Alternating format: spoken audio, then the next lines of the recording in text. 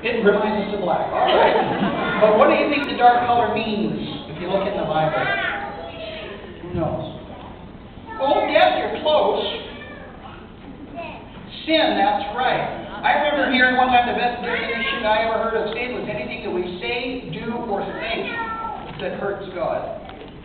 Remember that big one. Anything we even think. You might not say it, you might not do it, but you might be thinking it. Well, you know what? If I turn this bag inside out, now we see red. And that reminds us of, I heard someone say, that's right, because Jesus shed His blood for us. And what happened when He did that? Well, He died. But He rose again. But when He did that, He made us white as snow because He took away all those sins. So we don't have to, amen. We don't have to worry about that stuff anymore. But do you think it stops there?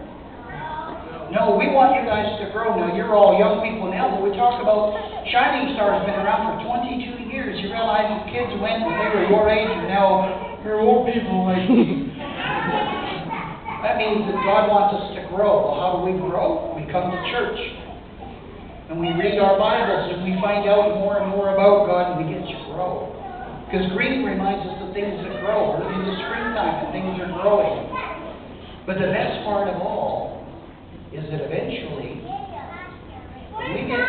when we get to heaven, we get to see, they talk about those streets of gold.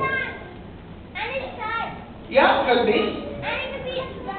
Could be a lot of things. But you know what? People often wonder, what are we going to do when we get to heaven? I mean, that's eternity. That's a long time. I don't know what we're going to do, but the one thing I do know, it's going to be a party. We're going to have a good time, aren't we? Amen. But you know what? Before we can get to heaven and have a good time, we have to grow. We have to learn to grow. We come to church to read our Bibles. Why? Because we know that our sins were forgiven. And how did that happen? Because Jesus shed His blood for us to take away what? Our sins. That's right.